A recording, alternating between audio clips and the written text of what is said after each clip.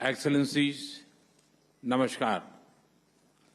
आज आसियान परिवार के साथ इस बैठक में 11वीं बार भाग लेते हुए मैं गौरवान्वित महसूस कर रहा हूं। 10 वर्ष पहले मैंने भारत की एक्ट ईस्ट पॉलिसी की घोषणा की थी।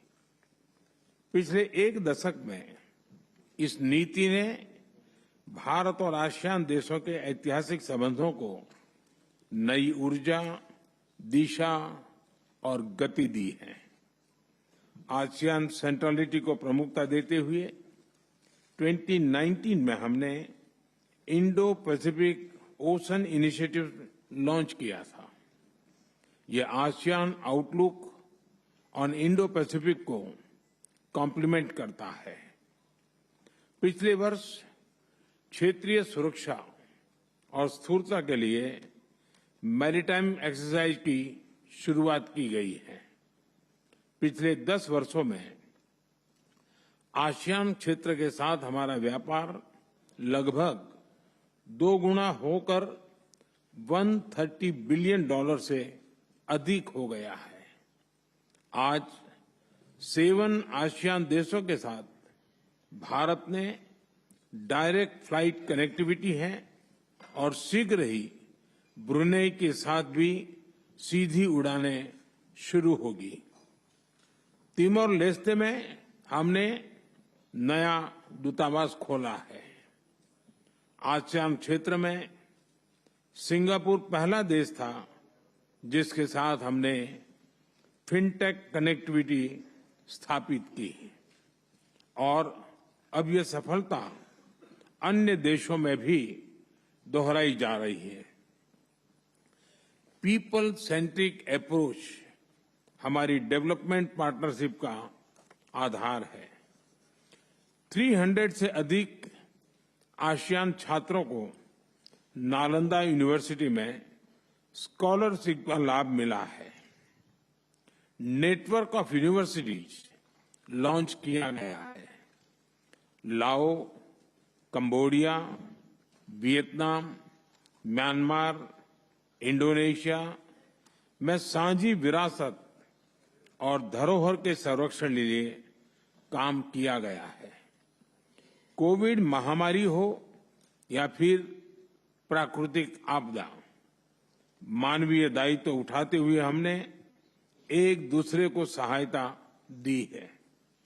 विभिन्न क्षेत्रों में सहयोग के लिए science and technology fund, digital fund और ग्रीन फंड स्थापित किए गए हैं। भारत ने इनमें $30 मिलियन से अधिक का योगदान किया है।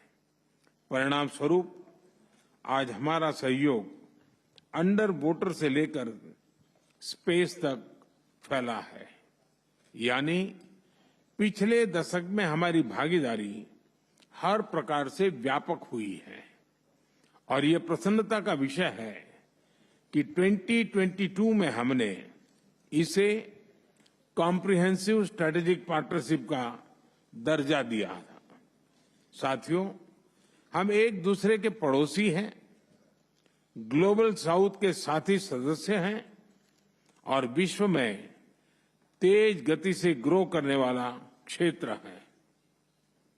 हम शांतिप्रिय देश हैं, एक दूसरे की राष्ट्रीय अखंडता और संप्रभुता का सम्मान करते हैं और अपने युवाओं के उज्जवल भविष्य के प्रति हम कमिटेड हैं।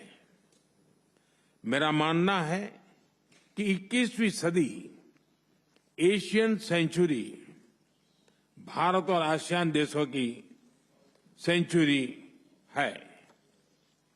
आज जब विश्व के कई हिस्सों में संघर्ष और तनाव की स्थिति है, तब भारत और आसियान की मित्रता, समन्वय, संवाद और सहयोग बहुत ही महत्वपूर्ण है। आसियान की सफल अध्यक्षता के लिए मैं लाओ पीडीआर के प्रधानमंत्री सोनसाई सिपांदोन को हार्दिक बधाई देता हूं। मुझे विश्वास है कि आज की हमारी बैठक भारत और आसियान साझेदारी में नए आयाम जोड़ेगी। बहुत बहुत धन्यवाद। ขอแสดงความขอบใจต่อคำเห็น